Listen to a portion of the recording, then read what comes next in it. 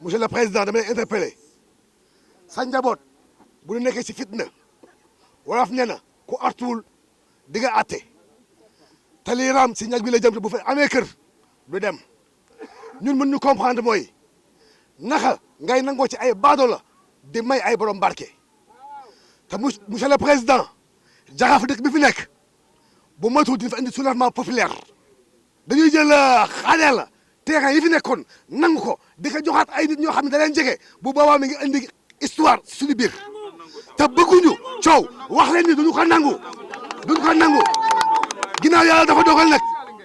monsieur le président yàlla dafa dogal monsieur le président yaa njaboote sénégalais yëpp xalifa général yi yéen suñu kilifa yéen ñëpp dañu bëgg yéen ngeen artu ci li mu am xaar yàlla gi kenn bëgg ko woon mu doon àll bu bon ñu jël suñu mbayit suñuy suuf di sëkk ba mu nekk dëkkuwaay ba ñëpp bëgg ñu bëgg kanam suñuy bopp duñu ko nangu nag. sama wax ji dama koy jëmale ci monsieur le président Macky Sall dama ko am ñett yu ma koy wax ni ko ñun depuis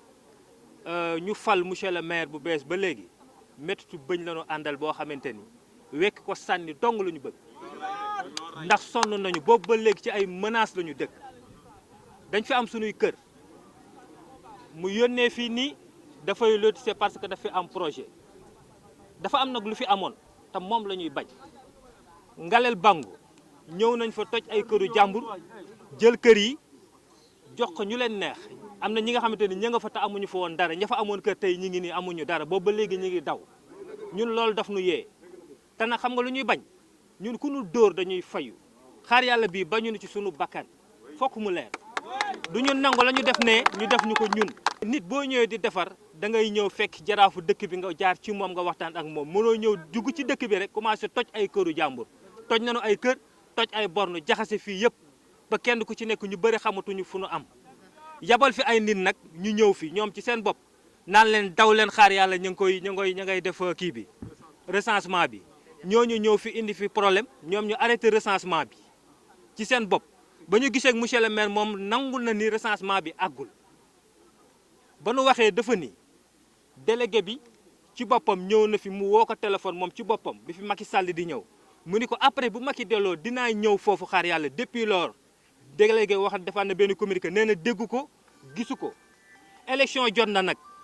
te ñun xam nga lu ñuy bañ bàyyi après élection ñu ñëw fi di def lu leen neex te ñun duñu ko nangu bu bañee nag bakkan root bu yabu rek nañu woote jàmm ak salaam te jox ñu sunu alal parce que ñun loolu la ñu soxla te jàmm la ñu bëgg ba bañuñu si nag dara nag. monsieur le maire dafa am ay dige yoo xamante ni dafa ko fi dige woon te gisuñu si dara dañoo bëgg nag monsieur le président de la république pour nga addu si mbiru xaar yàlla bii ndax xaar yàlla dañu sonn sunu kër yi ñu toj jox ñu ay xaalis maanaam ko wesaare ñu tas loolu bëgg nañu président ni si addu maire moo jëloon engagement dañ leen jox ay parcelle gisuñu dara te ñoo ngi toj ay kër di dem ñoo ngi waaj ñëwaat di toj ay kër te loolu duñ ko nangu tey duñ ko nangu ëllëg beneen bi si topp mooy xaar yàlla dafa nekk en danger xaar yàlla dafa nekk en obscurité xaar yàlla dañoo privé ndox nee nañu monsieur le gouverneur ak monsieur le préfet yi fi nekkoon dañoo def benn arrêté pour dañoo privé xaar yàlla ndox loolu dañu bëgg monsieur le président pour na dañ on a beaucoup de cas d'accident mortel wax nañu bind nañu monsieur le maire wax na directeur AGEROUTE wax na amuñu benn satisfaction kon donc dañuy lancer message monsieur le président de la République du Sénégal monsieur Macky Sall ñëwal nga wax si xaar yàlla quartier la boo xamante ni dañ ko war a bàyyi xel may lancer appel tous les candidats yi nga xamante ne dañoo présenté waa nañ def attention bu baax a baax si xaar yàlla kenn du ko saax-saaxe te wax dëgg neex yàlla dañoo tiit ak Mansour Faye gannaaw ba doonatul maire kon le président de la république Macky Sall yow rek la ñu mën a adresser parole Bango xam nga fa bu baax ba nga doonulee dara su ma juumul boo fa amulee xam nga ña fa am moom Mansour Faye fa mu dëkk Bango nanu xool titre foncier la fa jëndee si wetu ña fa ne wala comme ñun nu def am noonu la def am daf ñu ëpp doole am déet président de la république bu fekkee ne aéroport ngeen pare pour xaar yàlla foog naa ni suuf si attanu ko te def nañu études yi da ngeen di dem ci kanam Gandon foog naa ni 1 hectare defagul 500 kër